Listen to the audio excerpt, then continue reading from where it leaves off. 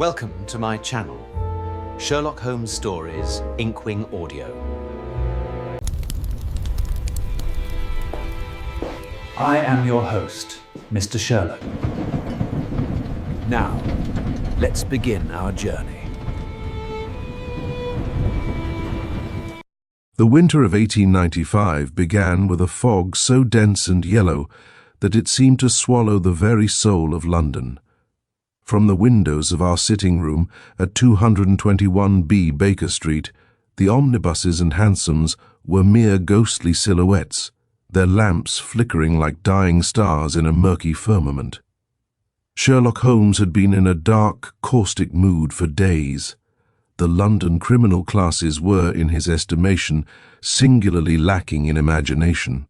He spent his afternoons either scraping mournful chords upon his Stradivarius or conducting volatile chemical experiments that filled our quarters with the pungent odor of ammonium nitrates. "You have been to the post office at Wigmore Street this morning, Watson," Holmes remarked suddenly, his back turned to me as he peered into a test tube. I looked up from my copy of the British Medical Journal in surprise. "Indeed I have. But how could you possibly know?" I was careful to remove my overcoat before I entered the room, and I have not mentioned it. Holmes chuckled, a dry, mirthless sound. "It is simplicity itself. You have a peculiar habit of tucked-in trousers when the weather is foul. However, that is not the evidence.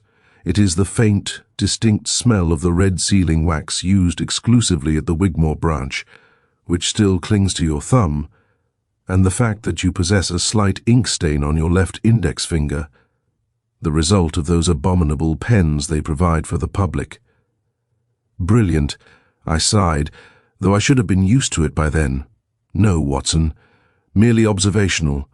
Genius is the capacity for taking infinite pains, and I am currently pained by the sheer boredom of our existence." He had hardly finished his sentence when the heavy tread of footsteps sounded upon the stairs. They were not the light, rhythmic steps of Mrs. Hudson, but the labored, uneven gait of men carrying a significant burden.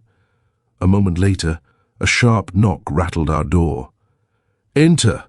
Holmes cried, his eyes suddenly alight with a predatory gleam.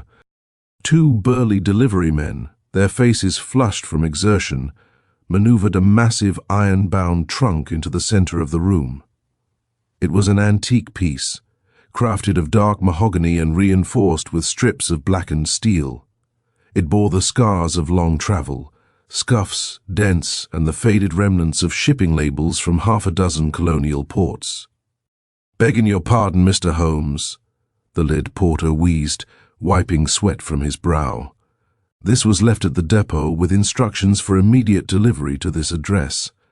The fee was paid in gold sovereigns by a gentleman in a heavy cloak." "And the sender?" Holmes asked, circling the trunk like a wolf, inspecting a strange new prey. "Didn't leave a name, sir.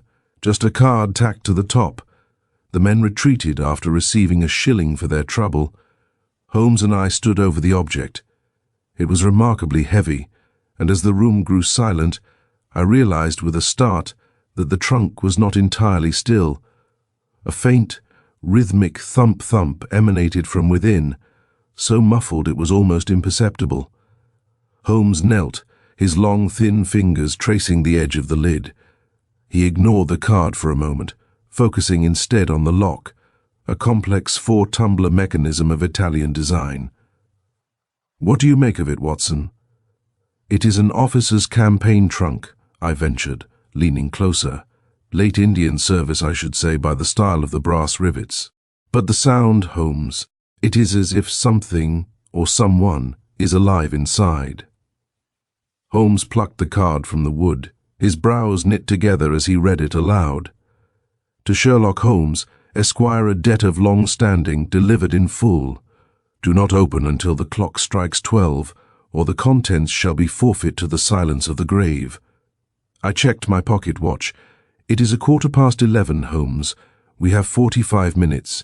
If there is a living creature in there, it may suffocate before then. Observe the air holes, Watson." Holmes pointed to 3-minute perforations disguised within the floral carvings of the wood.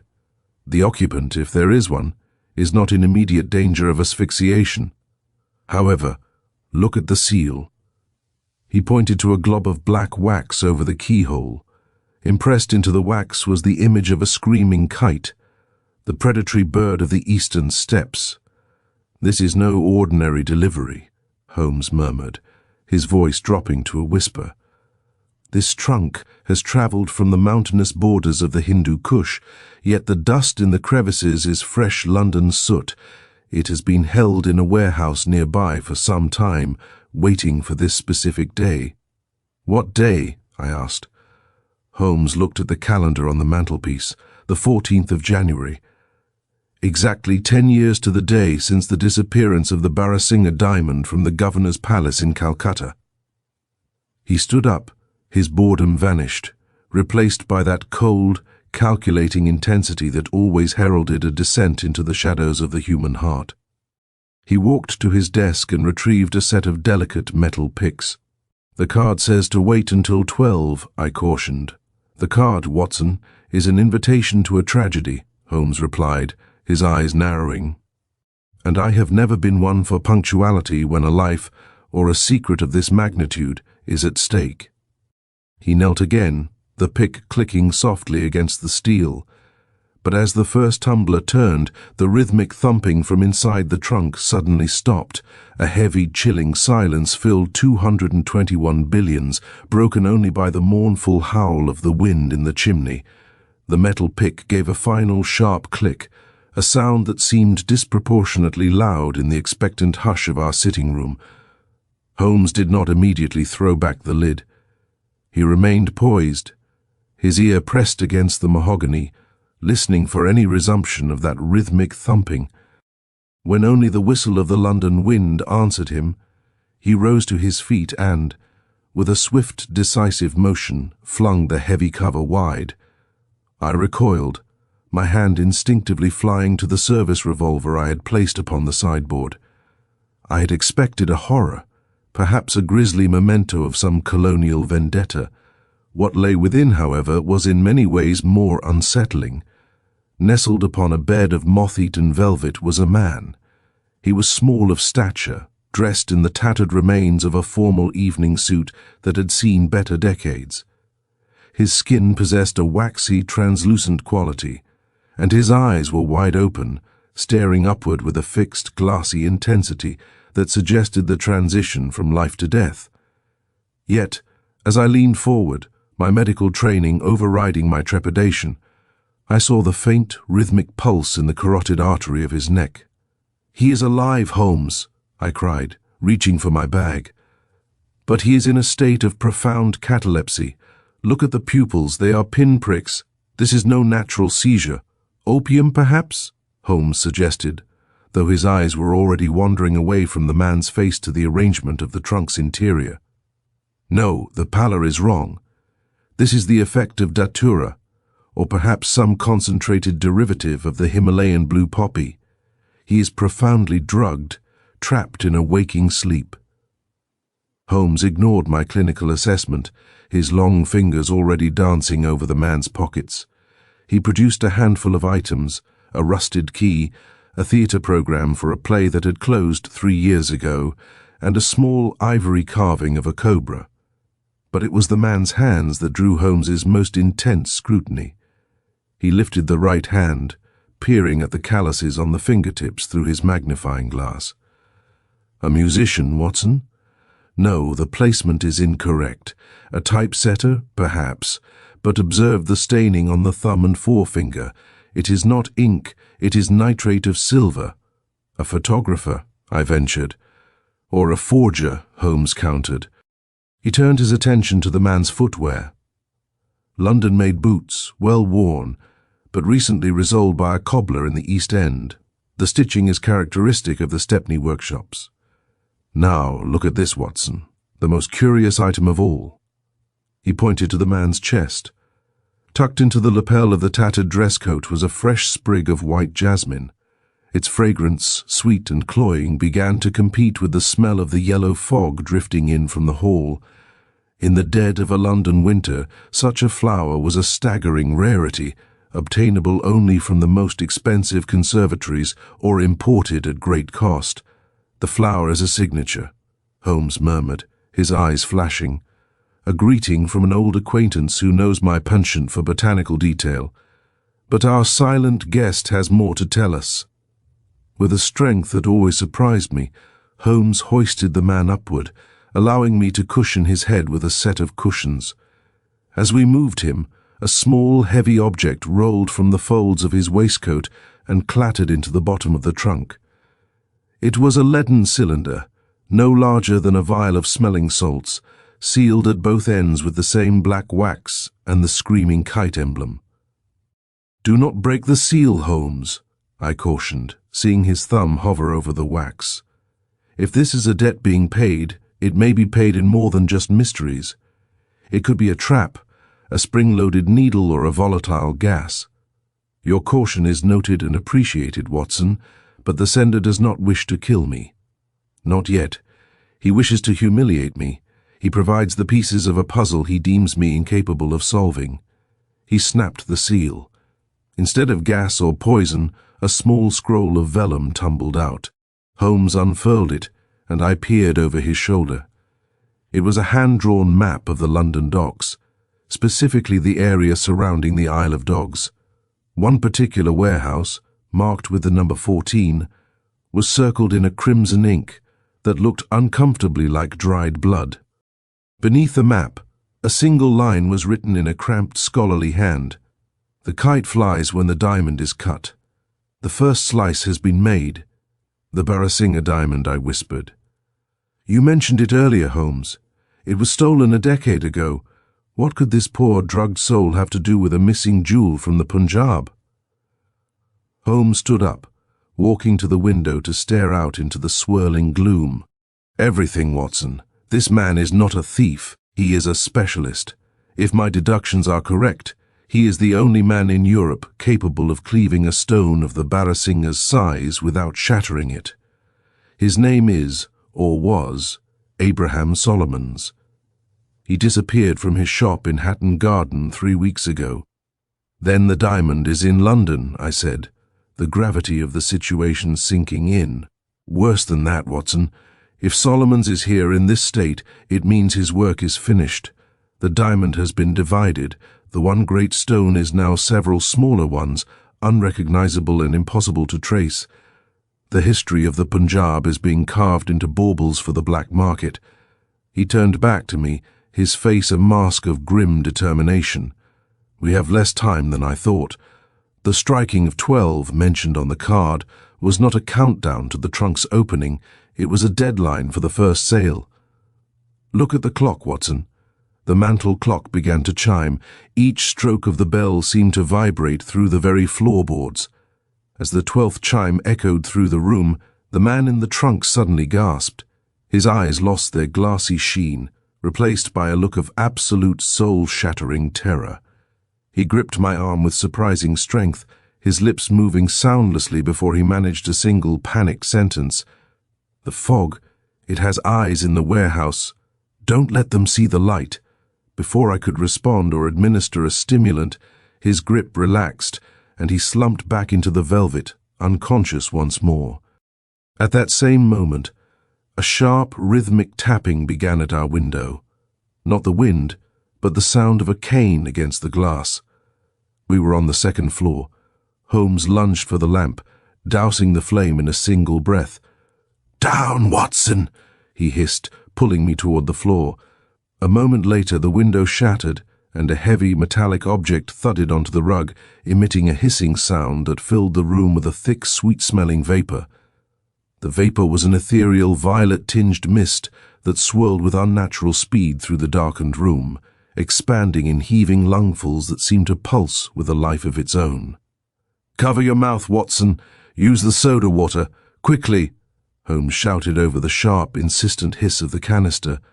I scrambled toward the side table, my fingers fumbling in the dark for the siphons. I saturated my handkerchief and pressed the cold, damp cloth against my face, the scent of the gas hitting me even through the fabric. It was cloyingly sweet, a heavy floral aroma of jasmine that felt thick enough to chew. It was a sensory signature, a flamboyant calling card from our unseen antagonist that turned our sanctuary into a trap. I watched, eyes stinging and watering, as Holmes moved with the frantic fluidity of a phantom. He did not flee the room. Instead, he seized the heavy Persian rug from beneath the center table and flung it over the sputtering metal cylinder, dampening the output of the gas. Then, with a strength born of pure adrenaline, he grabbed the iron handles of the mahogany trunk. "Help me, Watson!" I lunged forward, and together we dragged the massive chest, with the unconscious and vulnerable Abraham Solomons still nestled inside, across the hardwood floor. Our boots skidded as we breached the threshold of the landing and slammed the heavy oak door shut, sealing the toxic perfume within the sitting room. "Mrs. Hudson!" Holmes's voice bellowed down the stairwell, cracking the midnight silence of the house. "Open the front door at once and remain in the kitchen. Do not, under any circumstances, come up the stairs." We stood in the dim hallway, gasping for the relatively clean air of the landing. Holmes's face was a mask of cold, sharp angles in the shadows, his grey eyes flashing with a predatory fury I had rarely seen. He did not wait for his lungs to clear.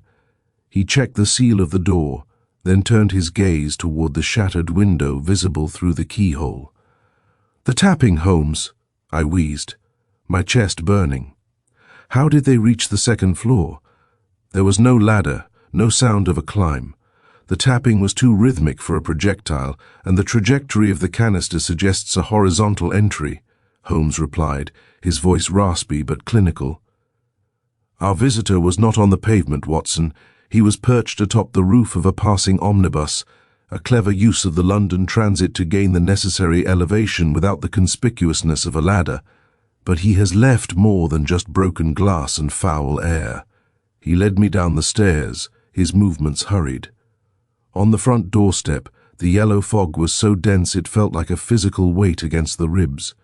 Holmes knelt on the damp stone, ignoring the curious, fleeting glance of a passing link boy. He produced his pocket lantern, the beam cutting a sharp yellow cone through the murk. He shone it against the iron railings of the entryway. There, caught in the sharp scrollwork of the metal, was a thin, shimmering strand. At first it looked like a stray bit of silver wire, but when Holmes retrieved it with his tweezers, it proved to be a singular thread of high-quality silk, dyed a deep, imperial crimson. "A specific grade of silk, Watson," Holmes murmured, holding it up to the light. "Not of European manufacture. This is Muga silk from the Brahmaputra Valley. It is stronger than steel of the same diameter and exceedingly rare in the West. It appears our kite has long, exotic talons." He was standing right here, perhaps watching us through the glass before the omnibus provided his escape. But the warehouse, Holmes. The map indicated the Isle of Dogs, I urged, the gravity of Solomon's warning returning to me. If the first slice is being made, we must reach warehouse 14 before the diamond is lost to us forever. The game is indeed afoot, but we cannot descend upon the docks as we are, Holmes said, eyeing my tweed ulster and his own disheveled dressing gown.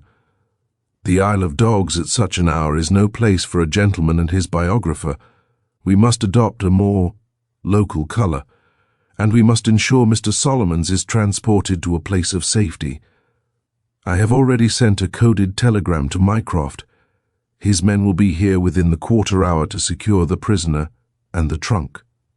By the time Mycroft's agents had arrived to spirit the cataleptic jeweller away, and the sitting room had been sufficiently vented, Holmes had undergone one of his remarkable transformations. The hawk-like features were softened by a layer of stage grime, his hair matted with grease, and his lithe frame draped in a tattered pea-coat that smelled strongly of bilge water and the cheapest shag tobacco.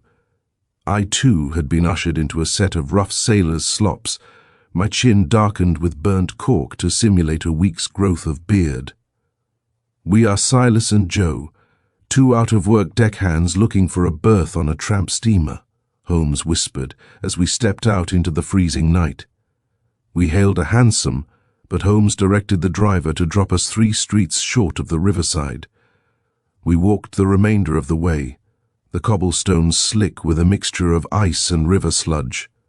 The Isle of Dogs felt like a different world, a labyrinth of towering brick walls and skeletal cranes that loomed over us like prehistoric beasts in the gloom. The silence was absolute, save for the distant, mournful lowing of a foghorn on the Thames. As we turned the corner into a narrow alleyway choked with rotting crates, the brooding silhouette of Warehouse 14 rose before us. It was a massive, 4-story structure of soot-stained stone, its windows heavily boarded. But as we crouched behind a stack of timber, I saw a flicker of movement. High above, a single beam of light, thin and sharp as a needle, cut through a gap in the wood, sweeping across the fog like a searchlight.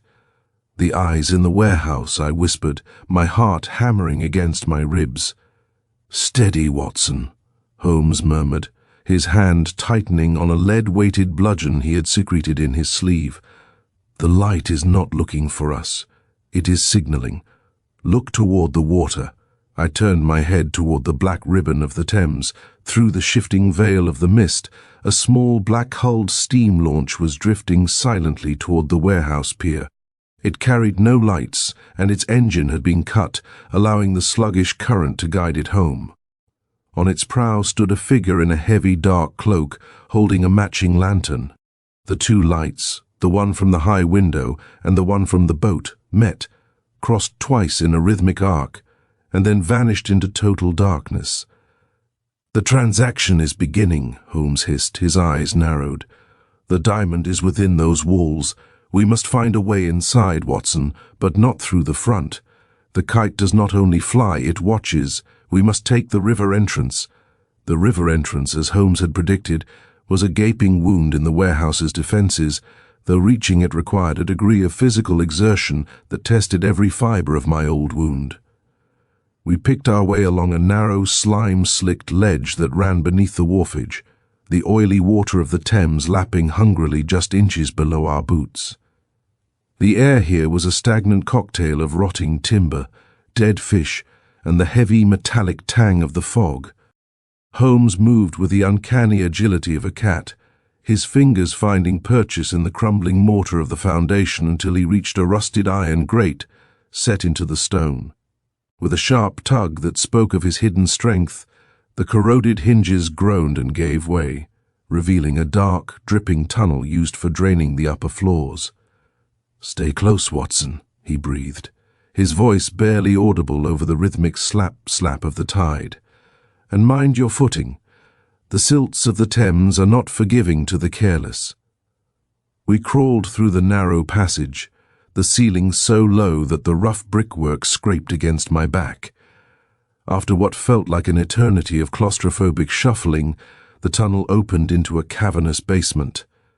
The silence here was oppressive, broken only by the distant rhythmic thrum of the steam launch's idling engine somewhere outside the heavy water doors. A faint, amber glow drifted down from a series of open floorboards above us, casting long skeletal shadows across stacks of crates labeled for the East India Company. Holmes didn't hesitate. He spotted a vertical iron ladder, bolted to a support pillar, and ascended with silent, rhythmic precision. I followed, my heart thumping a frantic tattoo against my ribs, until we reached a narrow catwalk suspended amidst the timber rafters of the main floor. From our vantage point in the darkness, the entire drama of Warehouse 14 unfolded below. The space was vast, filled with the ghostly shapes of machinery draped in canvas, but the center had been cleared to form a makeshift theater of commerce. A heavy oak table had been dragged beneath a cluster of gas lamps, their hissing flames turned low to provide a concentrated flickering light. Around this table stood 3 men.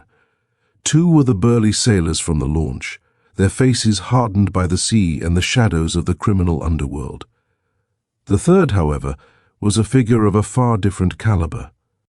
He was tall and exceptionally thin, dressed in a long, charcoal-colored frock coat that seemed to absorb the light. He wore a silk mask that covered the upper half of his face, but his mouth, thin-lipped and curled into a perpetual mocking smile, remained visible. On the table before him lay a jeweler's velvet pad, and upon it, a collection of tools that I recognized from Abraham Solomon's description: a copper-headed hammer, a set of steel cleavers, and a specialized magnifying apparatus. "The work is precise, is it not?" the masked man said, his voice a melodic, cultured baritone that carried a chilling lack of empathy. Solomon's was a master, even under the influence of my particular botanical blends. It is a pity his nerves finally failed him. One of the sailors grunted, sliding a heavy iron-bound box across the table. "The buyers are waiting at the estuary, Governor. They don't care about the jeweler's nerves. They want the ice." The masked man reached into the box and produced a small leather drawstring bag. With a flourish, he emptied its contents onto the velvet pad. Even in the dim, flickering light, the effect was breathtaking. 3 large, brilliant fragments of diamond rolled across the cloth, catching the gaslight and splintering it into 1,000 jagged, rainbow-hued daggers. They were magnificent, yet there was something violent about their beauty. They were the broken remains of the Barasingha diamond, the legendary star of the Punjab, now severed from its history and its soul. The first slice, Holmes hissed into my ear, his eyes fixed on the gems with a terrifying intensity. "But look at the table, Watson. Look past the stones." I adjusted my position, peering through the iron railings of the catwalk. Beside the velvet pad lay a small crystalline vial filled with a clear liquid, and several discarded sprigs of the same white jasmine we had found in 221 billions. But more significant was a piece of parchment spread out next to the diamonds. It was not a map, but a complex architectural blueprint. Even from this distance, I recognized the distinctive, sweeping curves of a building I knew well. "That is the British Museum," I whispered, a cold dread settling in my stomach.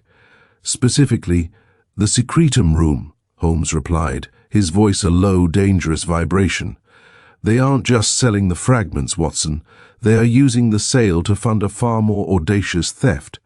The Barasingha was never just a jewel, it was a key. The central lattice of that diamond contains a microscopic engraving, a code used by the old Sikh Empire to secure their most private treasuries, many of which are currently housed under government seal in London. Below us, the masked man picked up the largest of the diamond fragments, holding it up to the light. "The buyers will arrive at dawn. Until then, we must ensure our guest at Baker Street hasn't shared too much of his wisdom. The kite flies high, but he must occasionally stoop to clear the field." He turned his head slightly, and for a terrifying second, it seemed his masked gaze swept directly over our hiding place in the rafters. He reached into his coat and produced a small silver whistle. Before he could blow it, the heavy main doors of the warehouse shuddered under a massive, booming impact. The sound of splintering wood echoed through the cavernous space, followed by the unmistakable, authoritative shout of Inspector Lestrade. "The police!" I exclaimed, a surge of relief washing over me. "Lestrade is 20 minutes early." Holmes groaned, his hand flying to his brow. "The fool will drive the kite into the river before we can secure the code." As the warehouse doors buckled again, the masked man did not panic. He calmly swept the diamonds back into the bag, blew out the gas lamps in a single breath, and vanished into the darkness of the far wall, just as the police burst inward with lanterns ablaze. The darkness was absolute, a thick, velvet shroud that swallowed the frantic beams of the police lanterns. Down below, Lestrade's voice rose in a series of disjointed commands, his men stumbling over crates and tangled cordage in the sudden gloom. "The lamps, you fools! Relight the lamps!" the inspector bellowed, his voice echoing hollowly against the high rafters, but his frantic orders only added to the cacophony of the raid. I felt Holmes's hand grip my shoulder with a sudden bruising strength, a silent command for absolute stillness. We remained perched upon the catwalk, 2 ghosts in the ironwork, as the chaos swirled beneath us. "Stay on the catwalk, Watson," he hissed into my ear, his breath warm against the freezing air. The floor is a vortex of confusion, and Lestrade's men are as likely to arrest us in this murk as they are the culprits. Our man didn't run for the main doors. He knows this labyrinth too well. He moves toward the secondary river gate, the one used for the midnight lighters. We hurried along the iron grating, our movements synchronized by years of shared peril. The sound of our boots was muffled by the thick layer of soot and industrial dust that coated the metal. Holmes stopped abruptly near a heavy pulley system used for hoisting grain to the upper lofts. He did not look down. Instead, he tilted his head, his nostrils flaring as he sniffed the stagnant air like a hound on a fresh scent. "Jasmine," he whispered, a note of grim satisfaction in his voice. "Our antagonist is overconfident. He carries the scent of his own flamboyance with him, even into the bowels of this wretched place. He passed this way not 30 seconds ago." We descended a secondary spiral staircase, a narrow corkscrew of rusted metal that groaned under our weight. As we reached the ground floor, a sudden lantern flare from one of Lestrade's constables illuminated the scene for a fleeting silvered second. I saw the two sailors from the launch engaged in a desperate, silent struggle with 3 policemen near the center table, but of the masked man, the kite, there was no sign. He had vanished as if he were a mere extension of the fog itself. "Note the direction of the draft, Watson," Holmes said, his voice regaining its cold, analytical edge despite the surrounding turmoil. "The air is pulling sharply toward the eastern bulkhead. There is a concealed opening there that Lestrade's clumsy investigation has overlooked. It is the path of least resistance to the water." We moved past a row of towering hydraulic presses that looked like prehistoric monoliths in the shadows. Holmes's foot struck something that gave a sharp metallic ring against the stone. He knelt for a fraction of a second, his hand sweeping the floor with practiced grace. When he stood, he held a small discarded object, a brass cylinder, identical in design to the one that had arrived in the mahogany trunk at Baker Street. He secreted it in his pocket without a word, his gaze already fixed on a low, arched doorway partially hidden behind a stack of rotting wool bales. Suddenly, a sharp thwack echoed through the warehouse bay, followed by a muffled grunt of pain from the darkness ahead. A policeman's lantern rolled across the floor, its glass shattered and its flame extinguished. "Lestrade's flank is being picked off," I muttered, my hand tightening on the grip of my service revolver. "We are dealing with a man who uses the darkness as a weapon, Holmes." "He isn't killing them, Watson. He is merely delaying them," Holmes corrected, his pace quickening. "He requires time to reach the launch, and Lestrade is providing him with the perfect distraction. But we cannot afford the delay. Think of that blueprint, Watson. If he has the fragments and the code, the British Museum is no longer a sanctuary, it is a target." As we pursued the shadow through the arched doorway, my mind raced back to the architectural drawings I had glimpsed on the table. "Holmes," I whispered, "if the diamond is already divided, why the museum? What could be worth the risk of a daylight raid on Great Russell Street? Because the fragments are only half the prize," Holmes replied, his voice a low, dangerous vibration as we emerged onto a small, salt-slicked wooden pier. "The Barasingha lattice contains a microscopic engraving, a cipher used by the old Sikh Empire to secure their most private treasuries. But the code is invisible to the naked eye. It requires a specific light frequency to be revealed, a frequency provided only by the Lighthouse of Ashoka, a legendary crystal lens currently held in the museum's restricted Oriental collection. Without the lens, the stones are merely expensive baubles. With it, they are the keys to a kingdom's ransom." We reached the edge of the pier just as the cold, oily spray of the Thames hit our faces. The steam launch was already pulling away, its engine now a frantic, churning roar that cut through the silence of the docks. The masked man stood at the stern, his charcoal coat billowing behind him like the wings of a predatory bird. In one hand, he gripped the leather bag of diamonds. In the other, he held a long, slender rod of polished ebony, the source, no doubt, of the silk thread we had found earlier.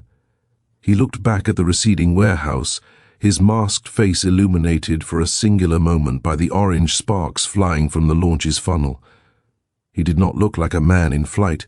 He looked like a king departing his domain. "He's heading for the museum, Holmes. We must get back to the yard and alert the guards," I cried, watching the boat disappear into the yellow, swirling throat of the fog. "No, Watson," Holmes replied, his eyes burning with a dark inner fire. "The guards are already compromised. The eyes in the warehouse have siblings in every corridor of the museum. We cannot rely on official channels now. We must reach Great Russell Street before the sun rises, but we shall not enter through the gates. We have one advantage left: Abraham Solomon's warning. He wasn't talking about the diamonds when he spoke of the light. He was talking about the lens itself." Holmes turned away from the river, his mind already miles away, navigating the complex geography of the case. "We must return to Baker Street. I have a monograph on ancient Indian optics that will tell us exactly which room the kite intends to breach. He thinks he has outpaced us, Watson, but he has forgotten that while he flies, I am the one who has spent a lifetime mapping the very air he breathes. The journey from the desolate wharves of the Isle of Dogs back to the familiar sanctuary of Baker Street was a journey through a frozen purgatory. We had managed to secure a hansom on the outskirts of Stepney, the horses' hooves ringing with a rhythmic, lonely clatter against the frost-slicked cobblestones. Holmes sat in the corner of the carriage, his chin sunk upon his chest and his eyes hooded, his entire being coiled in that state of intense mental concentration that I had come to recognize as the prelude to a decisive blow. He did not speak a word, though his fingers played a restless, silent tattoo upon the leather armrest. I, too, remained silent, my mind haunted by the image of the masked man, the kite, standing upon the prow of that dark launch, and the chilling realization that the British Museum, the very repository of our nation's history, was at the mercy of a criminal who treated international intrigue as a game of chess. When we finally reached 221B, the air in the hallway was still tinged with the faint, lingering sweetness of the jasmine gas, though Mrs. Hudson had followed Holmes's instructions to the letter, leaving the front and back doors open to create a cleansing draught. We ascended to our sitting room, which felt strangely cavernous and hollow, now that the heavy mahogany trunk and the cataleptic jeweler had been removed by Mycroft's agents.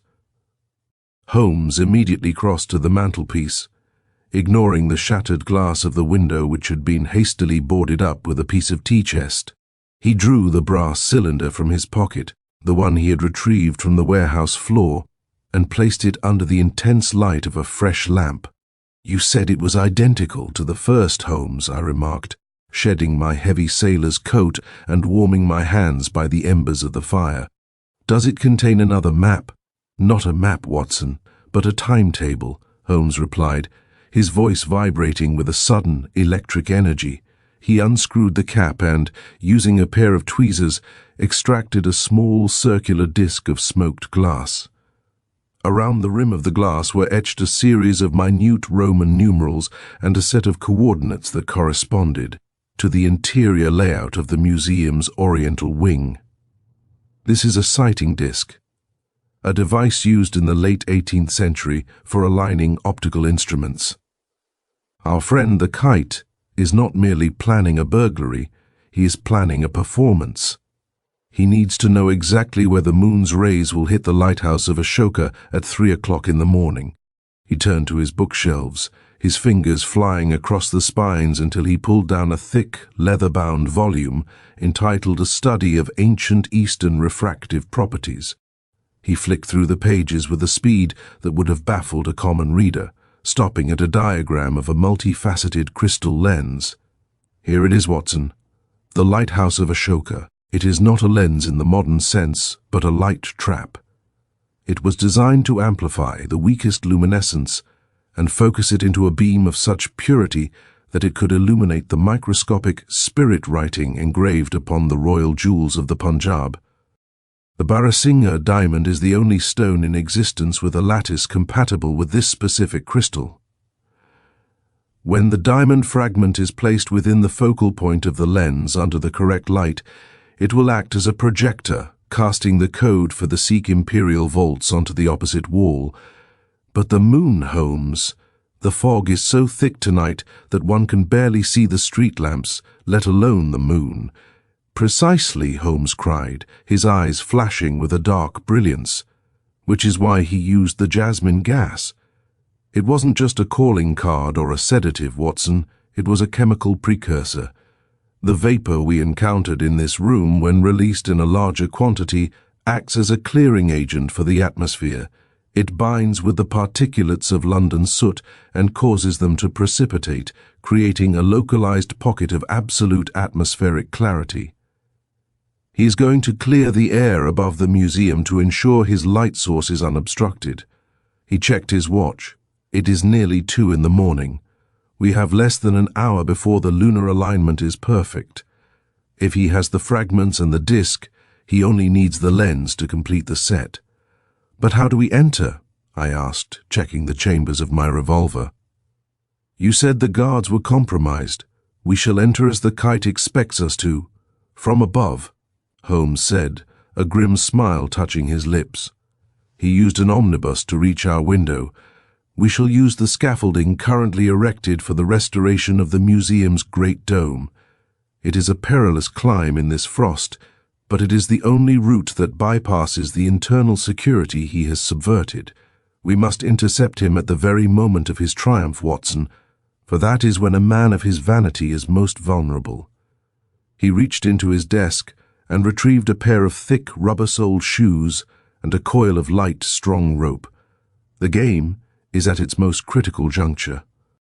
We are no longer chasing a thief, Watson. We are racing against a phantom who intends to unlock the secrets of an empire. Come, the fog is beginning to thin near the rooftops, and I hear the distant whistle of a locomotive. It is the signal for the clearing agent to be deployed. We must be at Great Russell Street before the sky turns clear. We slipped out into the night once more. The city held in a breathless, expectant silence that seemed to weigh upon our very souls as we hurried toward the darkened heart of Bloomsbury. The night air over Bloomsbury was undergoing a transformation that bordered on the supernatural. As our hansom rattled toward Great Russell Street, the cloying yellow soup of the London fog did not simply drift away. It seemed to settle, heavy and viscous, into the gutters, leaving the atmosphere above the rooftops as clear and cold as a mountain spring. The scent of jasmine returned, no longer a subtle hint but a pervasive antiseptic perfume that made my eyes water. Above us, for the first time in a fortnight, the stars appeared. Hard, brilliant pinpricks of light set against a velvet black sky. Holmes looked upward, his profile etched sharply against the sudden clarity. The clearing agent had done its work.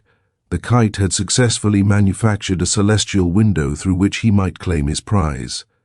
We disembarked several blocks from the museum's main gates, avoiding the uniformed shadows of the constabulary who paced their beats with a rhythmic, unsuspecting regularity. Holmes led me toward the rear of the sprawling complex, where the massive silhouette of the north wing was currently encased in a skeletal cage of iron and timber scaffolding.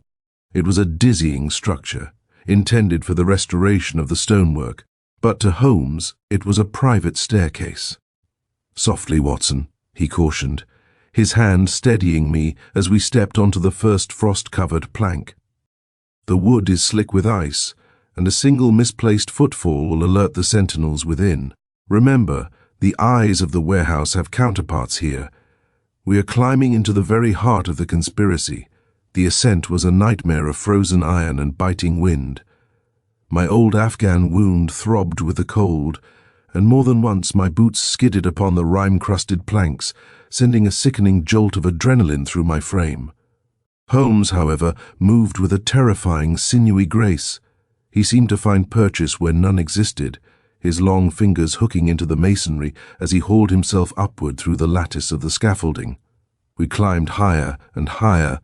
the gas lamps of London shrinking into a distant flickering carpet of orange fire, until we reached the high arched windows of the Oriental wing, situated just beneath the shadow of the great dome.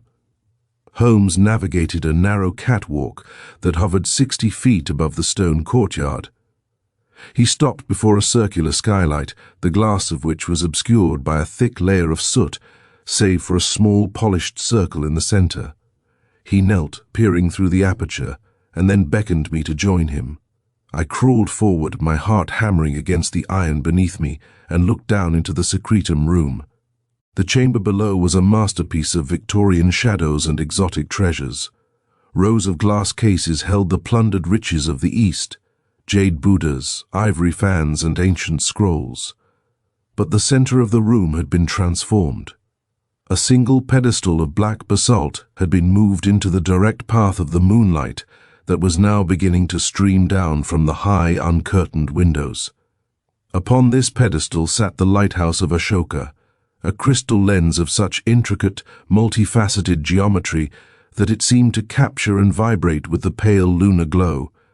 And there, standing before it, was the kite. He had discarded his heavy charcoal coat, appearing now in a close-fitting suit of black silk that allowed him to blend into the shadows of the room's perimeter. He moved with a clinical, unhurried precision, his masked face tilted toward the ceiling as he checked the sighting disc he had retrieved from the warehouse. In his gloved hands, he held the leather bag of diamond fragments. With the delicacy of a priest performing a ritual, he began to arrange the broken pieces of the Barasingha diamond into a small silver cradle built into the rear of the crystal lens. "He is waiting for the apex," Holmes whispered, his voice so low it was nearly drowned by the wind. "The moon is crossing the meridian. In precisely 3 minutes the light will hit the Ashoka crystal at a perfect 42-degree angle. Look at the wall opposite the lens, Watson." I shifted my gaze. The far wall was covered by a massive hanging tapestry depicting the history of the Sikh Empire. The kite had pulled back a corner of the fabric, revealing a smooth white surface of plastered stone that had been specially cleaned for the occasion. "He's going to project the code," I breathed, the sheer audacity of the plan finally crystallizing in my mind. The lens will amplify the microscopic engravings on the diamond fragments and cast the map of the hidden treasuries directly onto that wall.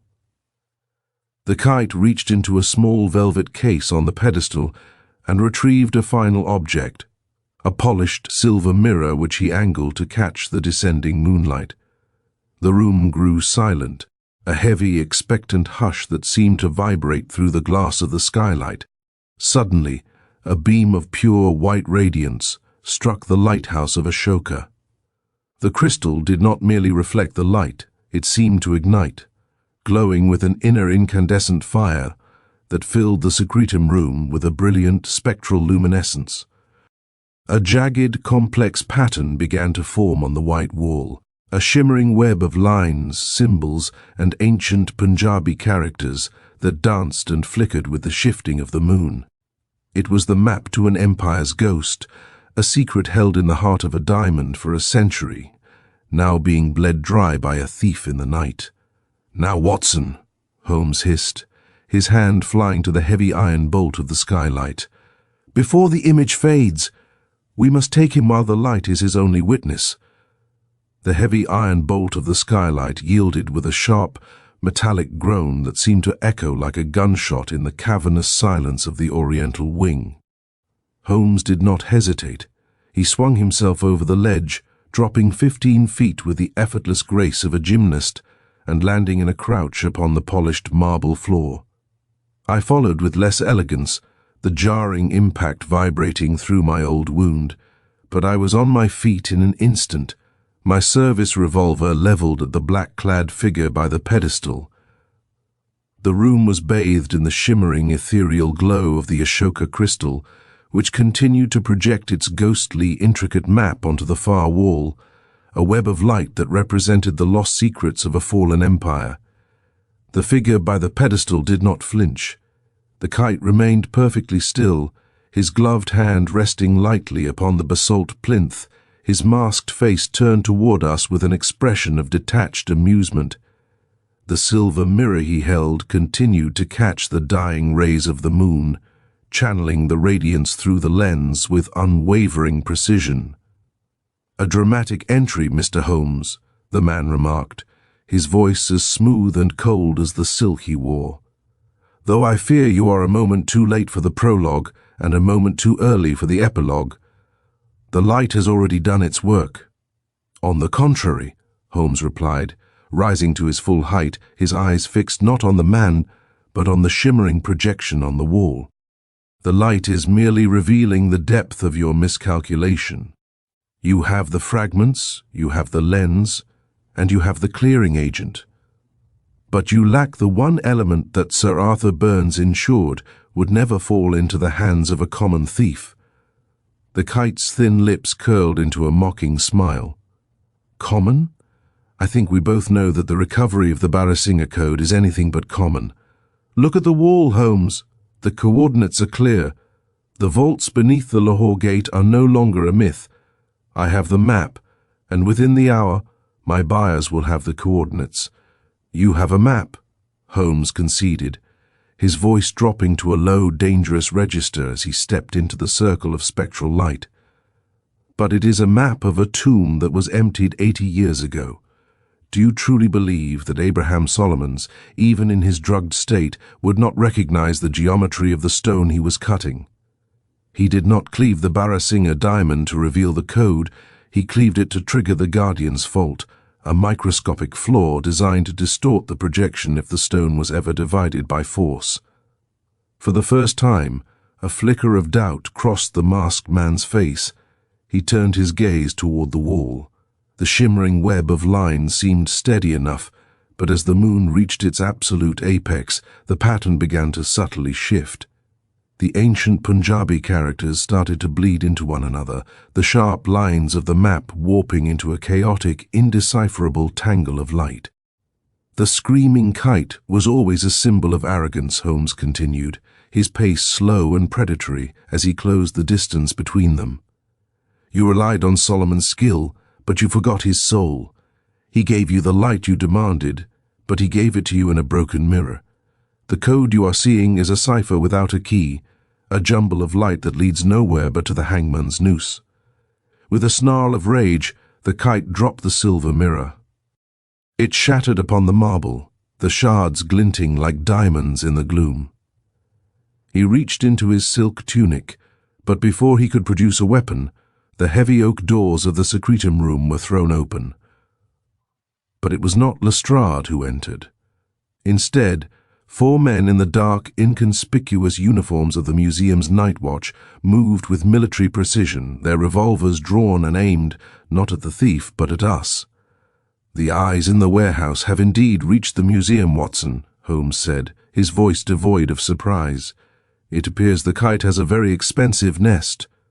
The masked man laughed, a harsh, grating sound. "You are brilliant, Holmes, but you are a theorist. I am a man of results. Whether the map is distorted or not, I have the fragments of the Barasinger, and I have the lighthouse of Ashoka. These men are not here to arrest me. They are here to ensure that no one leaves this room alive to tell the tale of tonight's atmospheric anomalies." The guards stepped forward, their faces grim and unyielding in the fading spectral light. The moon was beginning to pass beyond the skylight's reach, and the room was plunging back into a suffocating darkness. "Wait," Holmes said, his hand reaching into his pocket and retrieving the brass cylinder he had found in the warehouse. "Before you commit yourselves to a lifetime of flight, you might wish to consider the contents of this second cylinder. It isn't a sighting disc, as our friend here believes. It is a chemical trigger, identical to the one that released the jasmine gas in Baker Street. But the contents of this one are far less aromatic." He held the cylinder over the glowing Ashoka crystal. "The lens is currently at a high thermal state due to the concentrated moonlight. If I break this seal against the crystal, the resulting reaction will not only destroy the lens, but will fill this wing with a phosphoric flare that will be visible from the yard. You might kill us, but you will do so in a bonfire that will bring every constable in London to these doors within 3 minutes." The guards hesitated, their eyes darting between the kite and the shimmering brass cylinder in Holmes's hand. The standoff was absolute, a delicate balance of power held in the palm of a man who feared nothing but boredom. The silence that followed my friend's ultimatum was so profound that I could hear the rhythmic ticking of a distant long-case clock echoing through the gallery like the heartbeat of the museum itself. The guards, men whose loyalties had been bought with the promise of a kingdom's ransom, stood frozen, their eyes fixed upon the brass cylinder in Holmes's steady hand. The prospect of a phosphoric eruption in such confined quarters, followed by the inevitable arrival of the entire B Division, was a deterrent that no amount of gold could overcome. I kept my own revolver leveled at the lead guard's chest, though my gaze never strayed far from the masked figure by the pedestal. "The cylinder, Holmes," the kite said, his voice regaining its chilling composure, though his fingers trembled slightly as they gripped the velvet bag of diamonds. A desperate move for a man who prides himself on logic. "You would destroy the very lens you came to protect? I would destroy 1,000 such lenses to prevent a master of your caliber from possessing the keys to the Sikh treasuries," Holmes replied, his eyes narrowing. "But the lens is not the only thing being destroyed tonight. Your anonymity, which you have guarded with such theatrical flair, has already evaporated. The jasmine, silk, the Italian lock, they were not just signatures, they were a trail of breadcrumbs leading back to a ghost." The masked man stiffened. A ghost, indeed, a man who was officially listed as lost at sea during the crossing from Calcutta in 1886, a man who served as the deputy custodian of the governor's palace, and who was the only official with the requisite knowledge of the Barasinga's secret history to attempt such a feat. "Shall I give you your name, or will you do us the honor of removing that piece of silk, Major Alistair Vane?" The reaction was instantaneous. One of the guards gasped, his revolver dipping toward the floor, while the masked man let out a low guttural hiss. With a slow, deliberate motion, the kite raised his hand to his face and stripped away the mask. The face beneath was lean and ravaged by the suns of the east, a network of scars tracing a path across a forehead that had once belonged to a gentleman of the empire. His eyes, dark and filled with a burning, unquenchable resentment, fixed upon Holmes with a look of pure loathing. "Vane," I whispered, the name stirring a memory of an old scandal involving missing regimental funds and a suspicious shipwreck. But he was a decorated officer. "Decoration is often the finest camouflage for rot, Watson," Holmes remarked, never lowering the cylinder. Major Vane did not drown. He spent a decade in the shadows of the Hindu Kush, cultivating the connections and the botanical poisons necessary to stage this return. He needed Abraham Solomons to cleave the diamond because he knew the code was a physical lattice. But he did not realize that Solomons was a man of greater integrity than himself. The jeweler recognized the guardian's fault, a safety measure I myself described in a monograph on Indian lapidary secrets 3 years ago. Solomons knew I would be the only man called to investigate his disappearance, and he left the trunk as a Trojan horse, knowing I would follow the scent of the jasmine to this very room. Vane's lips curled. "You speak as if the game is over, Holmes. My buyers are at the estuary and I have the fragments. Even if the map is distorted, there are others who can decode it. You think a little smoke will stop me? It is not the smoke you should fear, Major," Holmes said, a sudden sharp whistle piercing the air. From the darkened corridors behind the guards, a wave of heavy footsteps erupted. It was not the hesitant stride of the subverted night watch, but the disciplined rush of the Metropolitan Police. Inspector Lestrade, his face flushed and his hat askew, burst into the room at the head of a dozen constables, their lanterns illuminating the secretum room with a harsh, uncompromising light. "Lay down your arms," Lestrade roared, his voice booming off the vaulted ceiling. The building is surrounded, and the river launch has been seized at the Isle of Dogs. The treacherous guards, seeing the game was truly up, dropped their weapons and raised their hands in a gesture of surrender. Major Vane, however, saw a final desperate opportunity.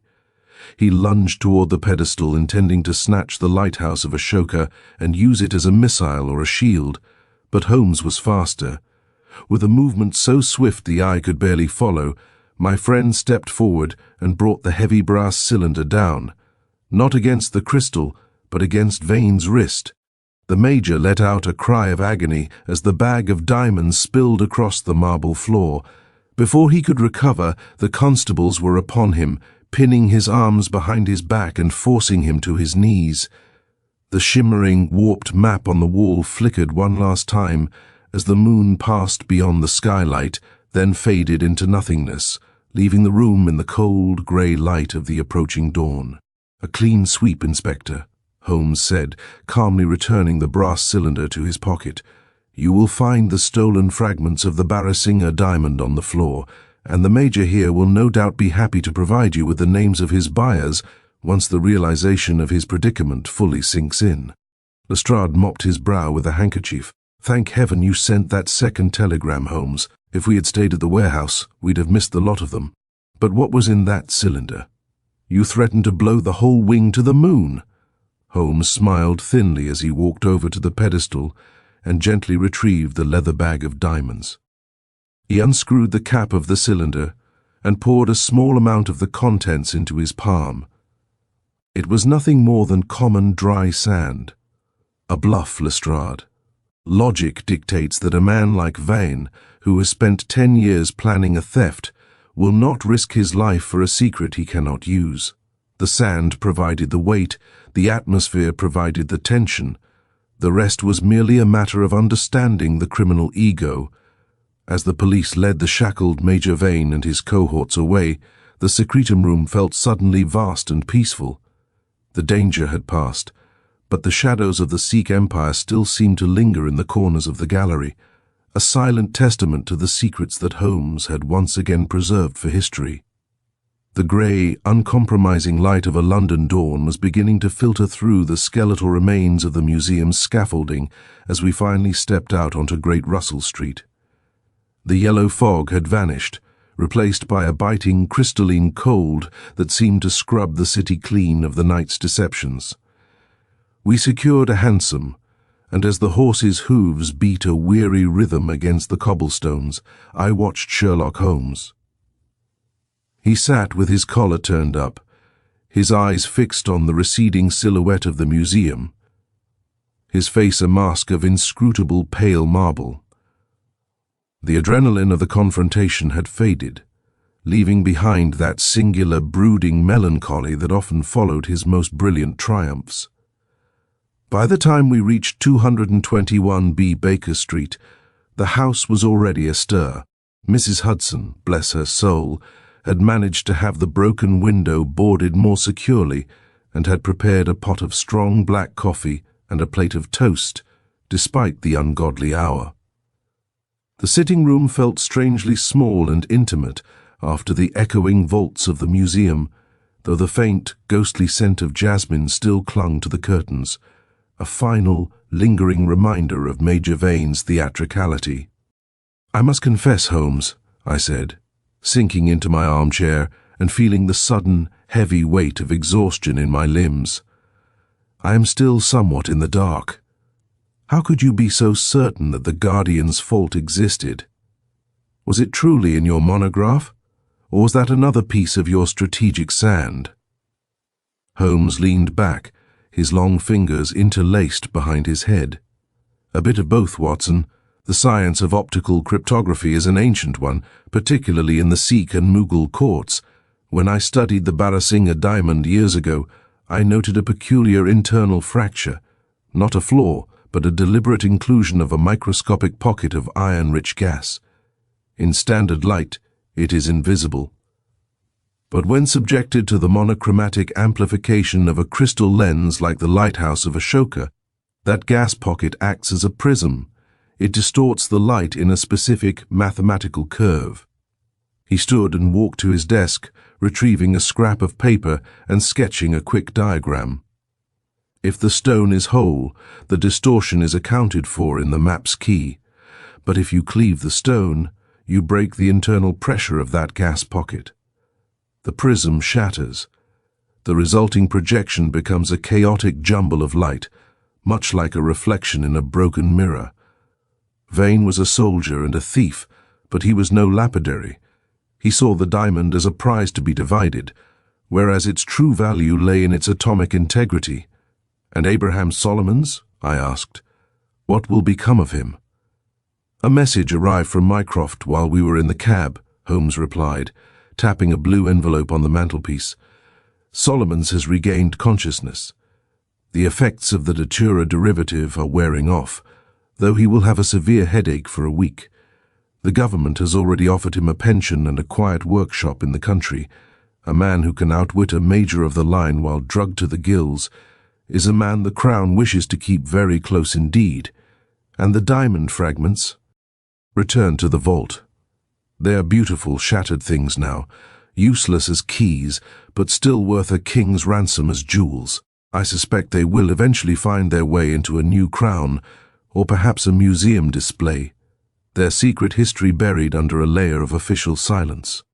Holmes walked to the window, looking down at the street where the first omnibuses were beginning to rumble through the morning light. "Vane's mistake, Watson, was the same mistake made by so many who live in the shadows. He believed that brilliance is a matter of complexity, of jasmine gases, red silk, and elaborate masks. He forgot that the most effective deceptions are those that rely on the simplicity of human nature. He expected me to be a hunter, so I became a victim. He expected me to be a man of science, so I became a man of superstition, threatening him with a cylinder of sand. You certainly fooled him," I laughed, the warmth of the coffee finally reaching my chilled heart. "And for a moment you fooled me as well. Genius, Watson, is the ability to perceive the obvious which nobody else observes," he remarked, his voice softening. He reached for his violin, which had sat neglected for days. "The case of the locked trunk is closed. Vane is in a cell, the diamond is in a vault, and the Star of the Punjab has finally ceased its wandering. Now, if you do not mind, I believe a little Mendelssohn is required to settle the nerves before we attempt to sleep." As the first mournful yet exquisite notes of the violin filled the room, I watched my friend.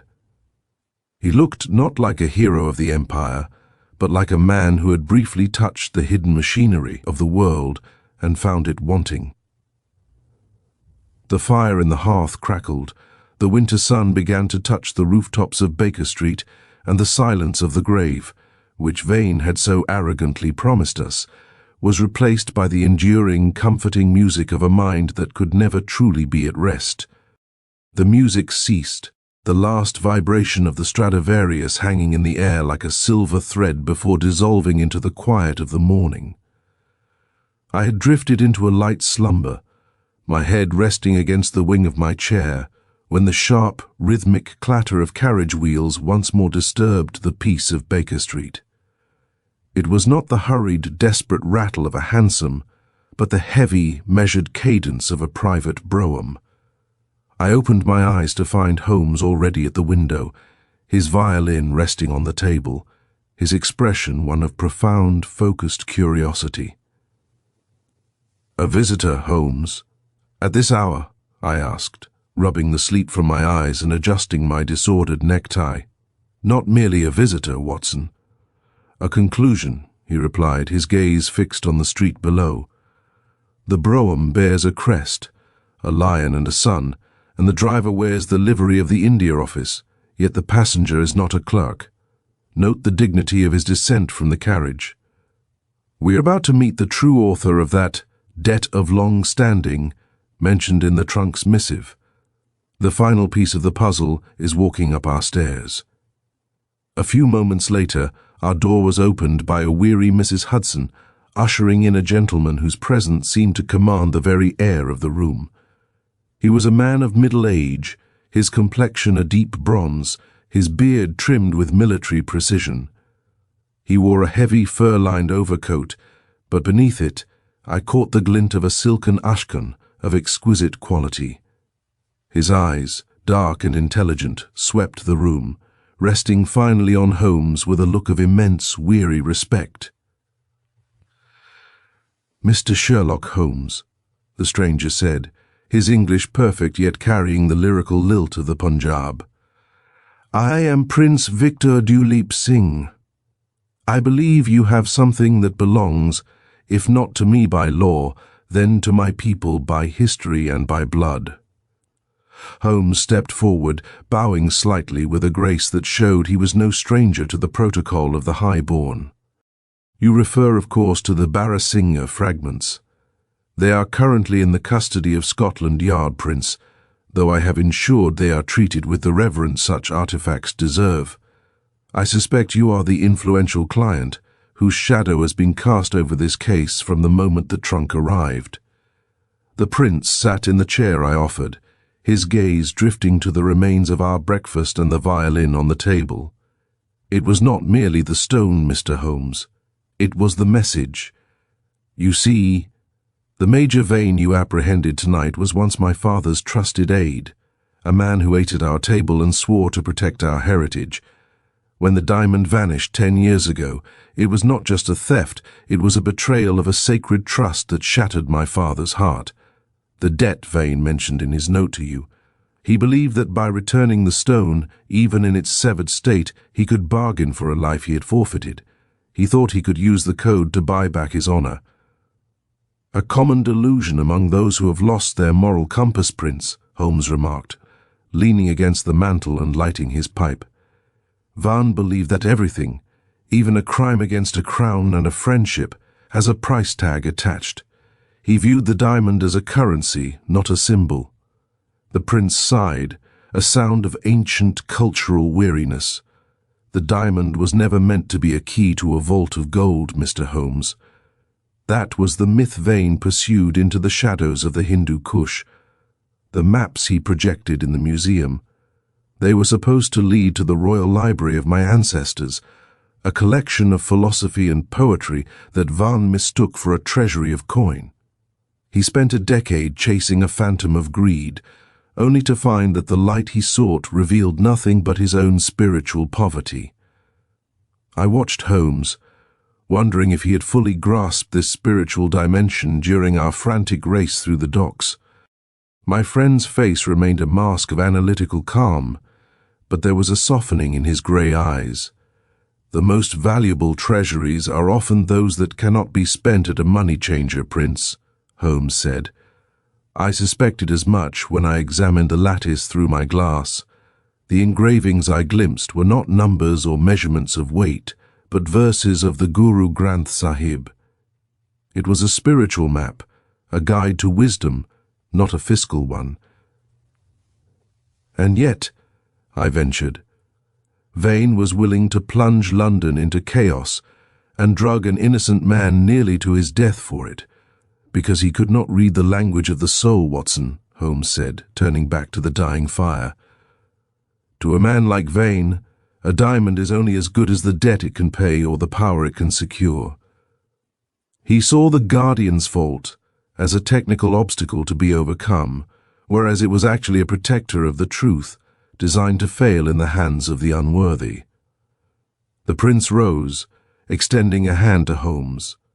"The British government will keep the shards in their vault, no doubt, but the knowledge that the secret of the library is safe, and that the man who betrayed us is finally unmasked, is a gift for which my family is eternally grateful.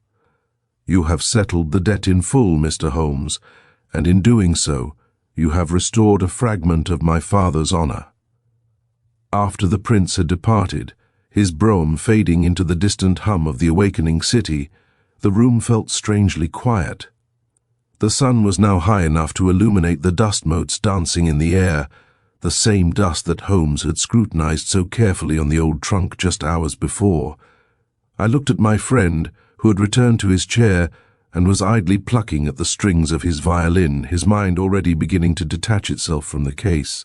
"So, the lighthouse of Ashoka was never meant to reveal gold?" I asked, still marveling at the poetic justice of the revelation. "Rarely is the prize what the thief imagines, Watson," Holmes replied, his voice drifting. "Man is a complex creature.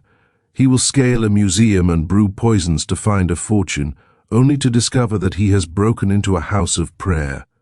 It is the great irony of the criminal mind. They work 10 times harder to steal a secret than they would ever work to understand it. They see the sparkle of the stone, but they are blind to the light it carries." He picked up his bow, and a single low note resonated through the room, grounding us back in the reality of Baker Street. "The case is truly ended now, Watson. No more Jasmine, no more ghosts from the Punjab, only the dull, grey reality of a Tuesday in London. Tell me, is there anything left in that coffee pot? I find that settling the debts of an empire is singularly thirsty work." I poured the last of the brew, watching as he settled back into his thoughts. The case of the locked trunk had begun with a mystery and ended with a profound reflection on the vanity of human wishes. As I watched the steam rise from the cup, I realized that while Holmes had saved the diamond, he had done something far greater. He had preserved the dignity of a story that a thief had tried to turn into a common robbery. The coffee had long since grown cold in the pot, and the morning sun had climbed high enough to cast a bright, unforgiving light across the debris of our long vigil. The scattered theatre program, the rusted key, and the small ivory cobra from Abraham Solomon's pockets still lay upon the side table, looking curiously mundane in the daylight.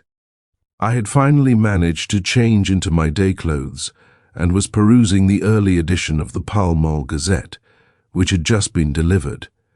As I expected, the front page was dominated by a sensational account of a daring police raid at the docks and a midnight interception at the British Museum. Inspector Lestrade's name appeared no fewer than 4 times in the first 2 columns, while the inhabitants of Baker Street were mentioned only as private sources who provided helpful information. "It is the old story, Watson," Holmes remarked, looking over my shoulder with a faint, sardonic smile as he reached for a piece of cold toast. "The official force reaps the laurels, while the amateur is left to contemplate the crumbs. But tell me, does the Gazette mention the nature of the bomb I used to cow the Major and his cohorts? They refer to it as a highly volatile chemical device of unknown origin, which was rendered inert by the brave actions of the constabulary." I read aloud, unable to suppress a chuckle. "Inert indeed," Holmes laughed, the sound more vibrant now that he had a few hours of rest. "Common Thames sand is notoriously resistant to explosion, but it is better this way. If the public knew that the security of a royal treasure rested upon a bluff and a bit of Punjab poetry, there would be questions in the house that would make even Mycroft's life uncomfortable." He turned away from the paper and crossed to the corner of the room where he had placed the small brass cylinder and a simple glass prism. He struck a match, lighting a single candle and placing it so its light passed through the prism, casting a small, fractured rainbow against the wallpaper. "You see, Watson, the Guardian's fault was never truly a flaw in the diamond's beauty. It was a masterpiece of hidden intent. Most men look at a gem and see only the fire on its surface. They never look deep enough to see the geometry of the soul that shaped it. Major Vane saw a fortune, the Prince saw a heritage, I saw a problem in refractive indices, but Solomon saw a duty. He knew that by cleaving the stone he was destroying its physical value to save its spiritual truth. It is a sacrifice that few in this city would understand." A sharp knock at the door interrupted his philosophical musing. Mrs. Hudson entered, carrying a small lacquered wooden box. "This just arrived by special messenger, Mr. Holmes." There was no note, only this. Holmes opened the box with a look of genuine surprise. Inside, nestled on a bed of raw silk, was not gold or jewels, but a single ancient-looking seed, dark and polished like a bead of obsidian. Beside it lay a small sprig of white jasmine, not the chemically enhanced version used by Vane, but a fresh, dew-kissed flower from a conservatory. "A Datura stramonium seed," Holmes murmured, picking it up and turning it over in his light. The prince is a man of subtle humor, Watson. He sends me the source of the poison that nearly undid us, as if to remind me that even the most beautiful flower carries the potential for darkness. It is a botanical memento mori. He placed the seed and the flower upon the mantelpiece, beside the Persian slipper that held his tobacco. The room was finally quiet, the yellow fog of the previous night a distant memory. The case of the locked trunk had been a labyrinth of light and shadow, a journey from the murky depths of the Thames to the crystalline heights of an empire's secret. It had tested my friend's logic, my own endurance, and the very boundaries of what we considered to be a solved mystery. "And what of the future, Holmes?" I asked, looking at the violin he had once again taken up. "The city is quiet, the Major is in Newgate, and the Star of the Punjab is at peace. Will you return to your chemical experiments?" "For a time, perhaps," he replied, drawing a long, low note from the strings that seemed to vibrate with the very essence of the house. "But the world is never truly quiet, Watson. Somewhere in this great sprawling hive of London, a man is even now looking at a locked door, or a woman is reading a letter that she cannot understand. The criminal mind never sleeps for long. It merely waits for the fog to return." He walked to the window and looked out at the street. A hansom had just pulled up to the curb, and a young woman, her face veiled and her movements hurried, was stepping out, looking up at our door with an expression of desperate hope. "Ah," Holmes said, his eyes suddenly catching that familiar electric spark. "It seems the fog is not the only thing that returns. If I am not mistaken, Watson, that young lady has a problem that will require more than just a prism and a bit of sand. Put away your paper, my dear fellow. The game is once more afoot." I stood up, my fatigue forgotten as the old thrill of the chase surged through my veins. As the doorbell rang below, I looked at Holmes, thin, eager, and brilliantly alive, and knew that whatever new darkness was walking up our stairs, the light of 221B would be ready to meet it.